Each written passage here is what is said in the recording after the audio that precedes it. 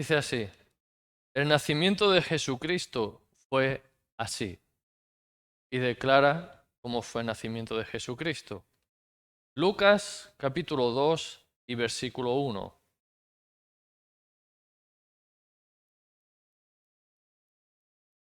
Lucas capítulo 2 versículo 1 al 7. Aconteció en aquellos días que se promulgó un edicto de parte de Augusto César, que todo el mundo fuese empadronado. Este primer censo se hizo siendo Cirenio gobernador de Siria, e iban todos para ser empadronados cada uno en su ciudad. Y José subió de Galilea a la ciudad de Nazaret, a Judea, a la ciudad de David que se llama Belén, por cuanto era de la casa y la familia de David, para ser empadronado con María su mujer, desposada con él,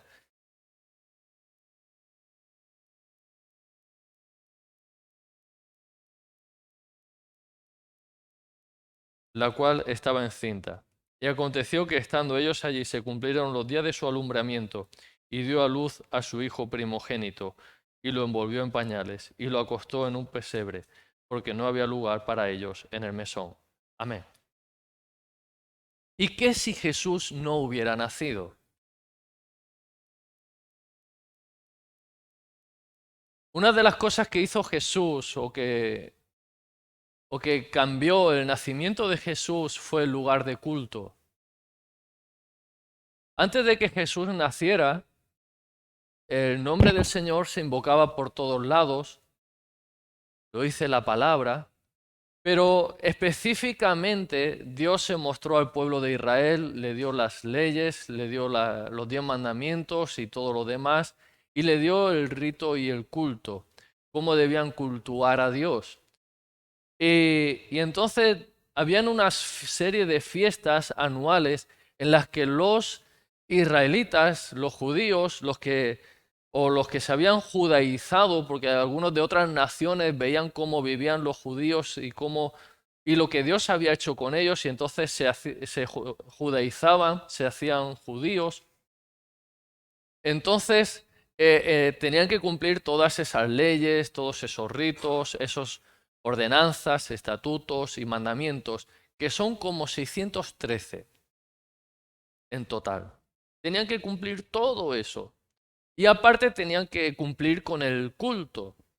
Y los ritos del culto pues tenían sus sacrificios de animales, ofrendas de aceite, ofrendas de harina, tenían eh, y, y- y tenían sus cultos o sus días especiales al año, como se conoce bien la Pascua, el Día del Cordero, días así, días específicos en los que todos tenían que ir a Jerusalén y presentarse en el templo con una ofrenda. No se podían presentar con las manos vacías y allí tenían que celebrar al Señor. Ahora, imagínese el coste que eso llevaba. Israel no es una nación muy grande. España, siendo una nación pequeña, es mucho más grande que la nación de Israel. Pero imagínense algo así como, no tengo las medidas exactas, pero imagínense que tuviéramos que ir desde Murcia hasta Barcelona. Algo así aproximadamente sería la región de Israel. Recordemos que Jesús se lo recorría con los discípulos andando durante 3 años y medio, pero pudo hacerlo.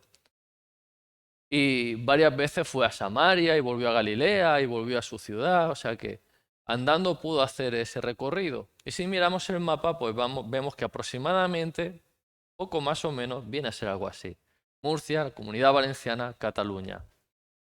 Ahora imagínense el coste para los murcianos tener que subir 7 días a Barcelona para celebrar allí la fiesta. No solamente el coste de tener sus negocios cerrados, pero el coste del viaje y el hospedaje y luego todo lo que allí se consuma. Es un gasto. Y luego llévale una ofrenda sustancial al Señor. Un sacrificio, un animal, llévale algo al Señor.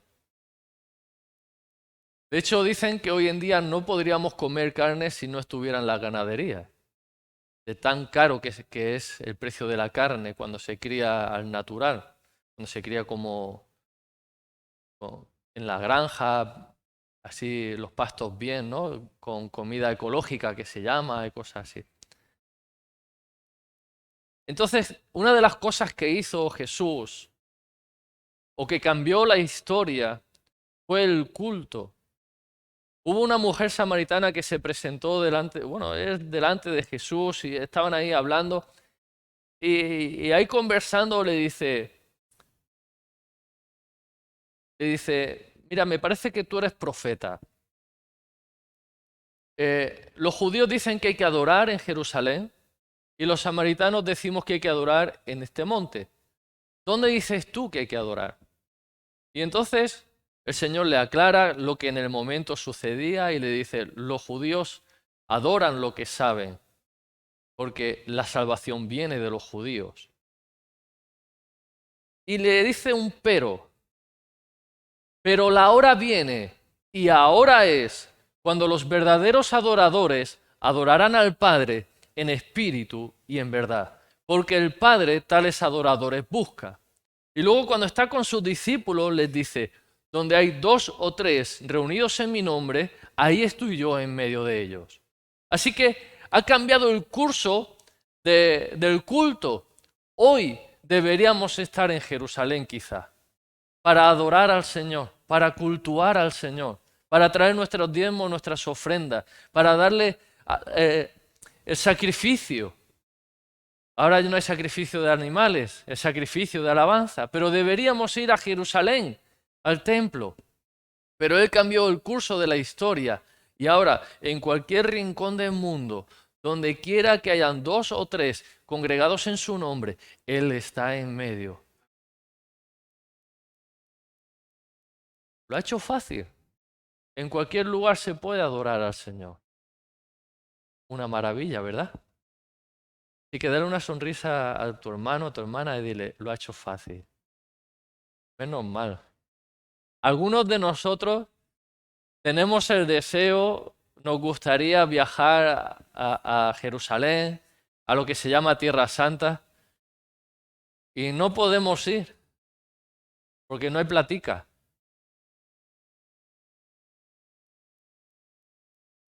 ¿Qué si tuviéramos que ir para adorar allí?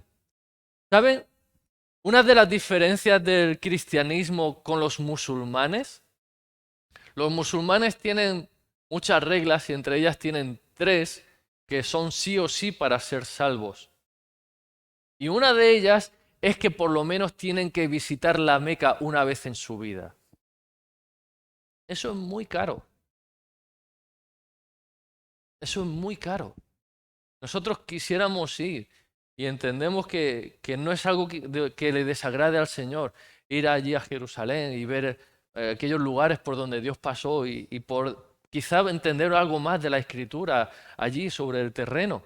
Pero, o viendo toda la arqueología bíblica que ha sido descubierta en estos últimos años, pero eh, si Dios no nos lo permite, pues no iremos y seremos salvos.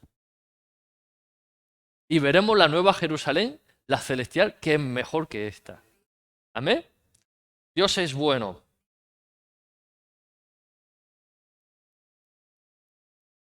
Otra de las cosas que, que ha pasado, que ha ocurrido porque Jesús nació, es que millones y millones de personas han sido cambiadas y transformadas. Hay un libro que lo recomiendo por si alguien lo quiere leer. Se llama Evidencias que exige un veredicto.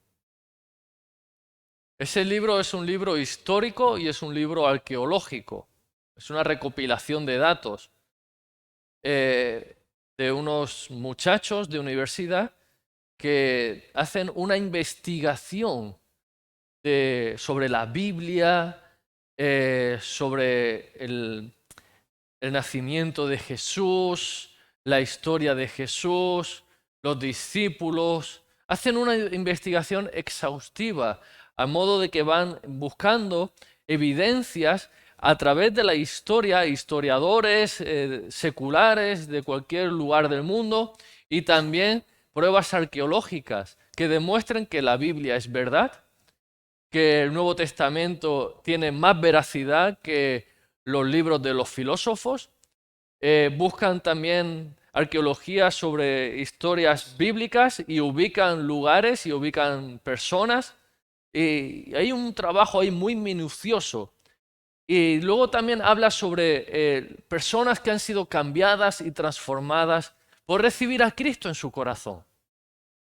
Como ellos cuentan de personas que eran drogadictas, alcohólicas, cómo Dios los cambió, los transformó, personas que estaban sumidas en pobreza, desesperación, ruina, en depresión, y Dios los cambió, los liberó y puso gozo y paz en sus vidas.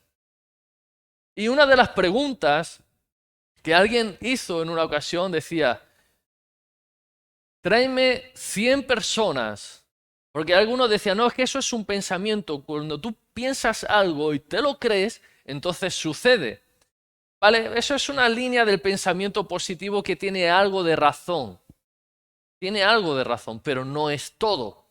Porque una cosa es lo que nosotros como personas podemos conseguir y nuestra actitud hacia las cosas, hacia las circunstancias, lo que puede conseguir que funciona, hace muchas cosas. Pero otra cosa es la fe y el poder de Dios. Es distinto. El poder de Dios es sobrenatural. A ustedes no les tengo nada que decir sobre el poder de Dios. Lo han experimentado, lo han visto, lo han vivido. El poder de Dios cambia, transforma, pudre yugo, rompe cadenas, sana enfermedades y crea órganos que no existían. El poder de Dios hace maravillas. Dice que de que no había nada, Dios habló y existió todo lo que hay, todo lo que vemos. Pues esta pregunta le dice este hombre, dice, tráeme 100 personas que digan que con un tomate en su zapato son felices y tienen gozo en su corazón. Y yo te traeré 100 personas que digan que tienen a Cristo en su corazón y que su vida cambió y ahora tienen gozo, paz y alegría en sus corazones. Pero si no me puedes traer 100 personas que con un tomate en su zapato digan que tienen gozo en su corazón, tráeme 50 personas y yo te traeré 100 personas que sigan diciendo que con Cristo en su corazón tienen gozo, paz y alegría. Pero si no me puedes traer 50 personas, tráeme 20 personas. Y si no me puedes traer 20 personas, tráeme 10 personas. Y si no me puedes traer 10 personas, tráeme 5. Y si no puedes traerme 5, tráeme una sola persona que diga que con un tomate en su zapato tiene gozo, paz y alegría. Y yo te seguiré trayendo 100 personas que digan que con Cristo en su corazón han sido cambiados, transformados y tienen gozo, paz y alegría en sus vidas. Es algo más que un mero pensamiento, es una persona la que viene a vivir en nuestros corazones y nos cambia y nos transforma. Así que hay millones y millones de vidas desde que Jesús vino al mundo que han sido cambiadas y transformadas a lo largo de los siglos hasta el día de hoy y aún hoy sigue cambiando y transformando vidas. ¿Amén? ¿Y qué si Jesús no hubiera nacido?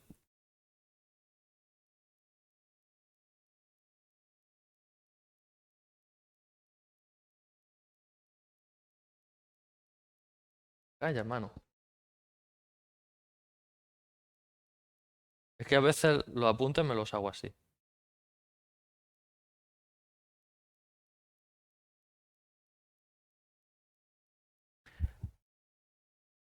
Y otro punto más de ¿y qué si Jesús no hubiera nacido?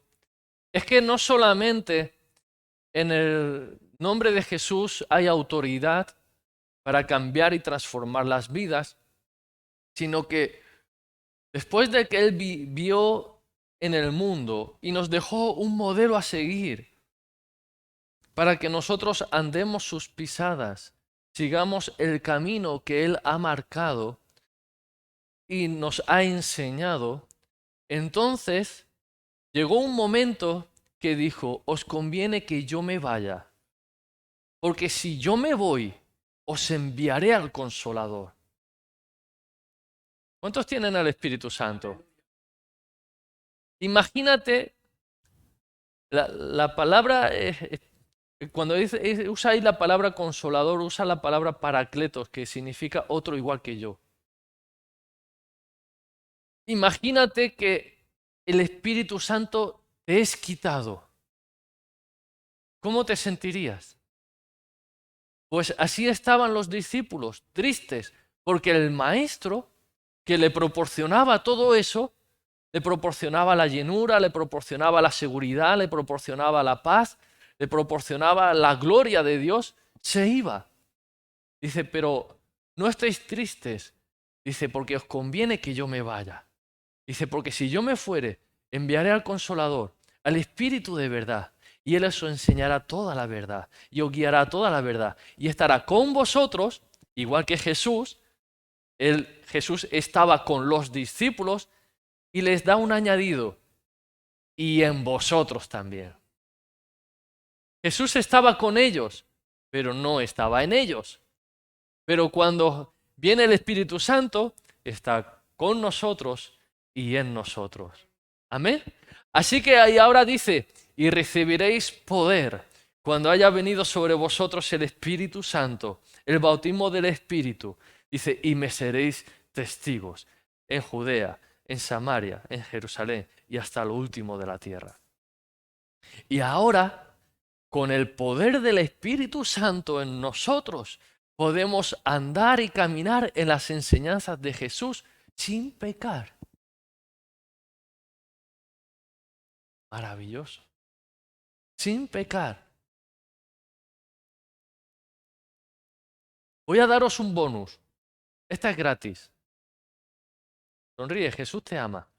Estos días atrás, esto no es parte de la predicación, pero lo voy a dar porque creo que es maravilloso. Estos días atrás yo estaba meditando en algo.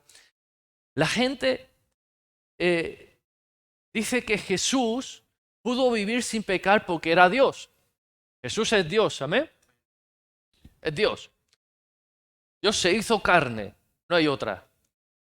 Y dicen que pudo vivir sin pecar porque era Dios. Ahora, la palabra enseña que aunque Jesús era Dios, se despojó de su deidad y se hizo hombre. Entonces, ¿qué quiere decir esto? ¿Que dejó de ser Dios? Quiere decir que dejó toda su gloria, todo su poder y todo lo que él tenía, lo dejó allí. Es como si él hiciera así. Se quitara su traje.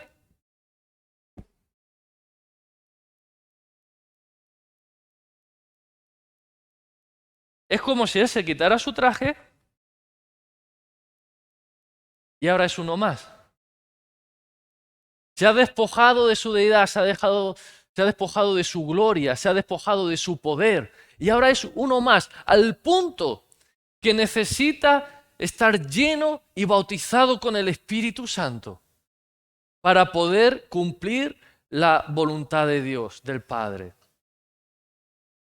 Así que esto es lo que el Señor me ministraba en estos días.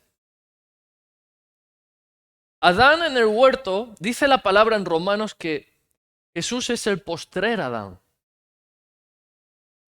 Es el segundo Adán.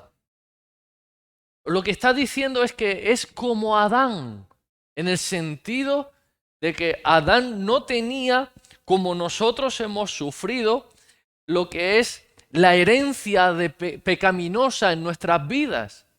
La herencia que nos lleva a pecar, la concupiscencia. Adán no tenía eso y Jesús tampoco. Adán fue hecho a la imagen y semejanza de Dios y Dios no tenía eso. Dios no tenía concupiscencia. Dios era santo y puro, íntegro. Y así era Adán.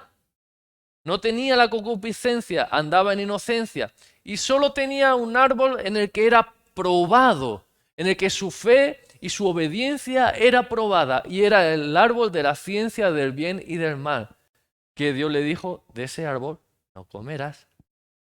¿Ya? ¿Vale? Sonríe, Jesús te ama. Paz, paz y amor, paz y amor. Y la gloria para el Señor. De ese árbol no comerás. Un solo árbol en todo el mundo. Un solo árbol en el que Adán mostraba obediencia y amor al Señor y era probado su integridad. Al mismo tiempo ahí se le daba la oportunidad de, al rechazar ese árbol, se le daba la oportunidad de mostrar su amor hacia el Señor. Cuánto él creía, confiaba y descansaba en el Señor. Ahora, Jesús fue tentado en todo, como tú y como yo.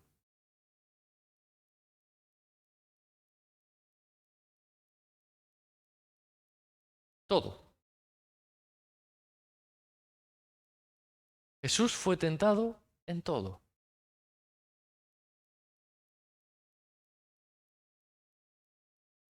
Con las riquezas y la gloria de este mundo, lo tentó el diablo, ¿se acuerda? Con comer pan cuando Dios le había dicho que no comiera. Fue para ayunar al desierto y fue con una palabra, fue con un empuje del Espíritu Santo para ayunar en el desierto. Así que hasta que no había cumplido su ayuno completo no debía comer. ¿Es pecado comer? No es pecado comer. Pero si Dios te ha dicho algo, obedece. Porque la desobediencia sí es pecado. Así que yo digo esto siempre. Estate seguro de que Dios te ha hablado. Si no estás seguro, sigue buscando, sigue esperando, sigue pidiéndole al Señor una confirmación, que Dios te hable. Y cuando tengas algo seguro, algo cierto, entonces obedece, no queda otra. Porque si no obedecemos, somos desobedientes. Y eso sí es pecado. Saber cuál es la voluntad del Padre y no hacerla es pecado. Así que comer no es pecado. Y el diablo dijo, si tú eres el Hijo de Dios, di que estas piedras se conviertan en pan. Porque Jesús tenía hambre. Pero no era el tiempo, ni la forma, ni el modo. Luego fíjate tú qué cosa. Vinieron ángeles y le servían de comer a Jesús. Cuando acabó toda tentación, vinieron ángeles y le servían de comer a Jesús. ¿De dónde sacaron la comida los ángeles? No lo sé. Pero creo que no fueron al súper. Creo que no fueron a la aldea. No sé de dónde sacarían la comida. Pero venían ángeles y le servían a Jesús. Así que esta es la rema, esta es la enseñanza de que Adán solo tenía que guardarse de un solo árbol, pero Jesús tuvo que guardarse de todas las tentaciones que hay en el mundo, como tú y como yo, porque Él fue tentado en todo. Y ahora la cosa es que si Jesús con el Espíritu Santo pudo vivir en santidad y hacer la voluntad del Padre, tú y yo también podemos. Aleluya. Todo lo puedo en Cristo que me fortalece. Y dice, y la promesa de Jesús, y recibiréis poder cuando haya venido sobre vosotros el Espíritu Santo. Si no tienes todavía el bautismo del Espíritu Santo, búscalo, porque es el poder que tú y yo necesitamos y que es una promesa del Padre para que nosotros andemos en sus caminos, cumpliendo su voluntad y andando en santidad. Amén. Hasta aquí. ¿Y qué si Jesús no hubiera nacido? ¿Qué sería de nosotros? Amén. Sonríe, Jesús te ama. Padre Celestial, gracias porque hasta aquí nos has guardado y gracias por estas cosas, Señor, que tú nos has dado, Señor. Nos has dado gozo, amor, libertad y nos has dado paz en nuestros corazones. Nos has hecho fácil el culto en cualquier lugar. Podemos sentir tu presencia y tu gloria, Señor. Y los judíos no tenían eso, Señor.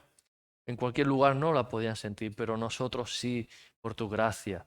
Hasta aquí, 2000 años después de tu nacimiento. Muchas gracias, Señor. Y muchas gracias, Padre, también porque nos has dado al Espíritu Santo. Aleluya. Muchas gracias, Padre. Dice la palabra, dice Juan el Bautista, que Jesús es el que bautiza con Espíritu Santo y fuego.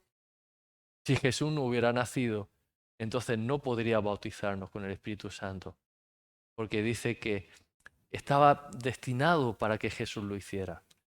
Así que muchas gracias, Padre, por Jesucristo y por el Espíritu Santo.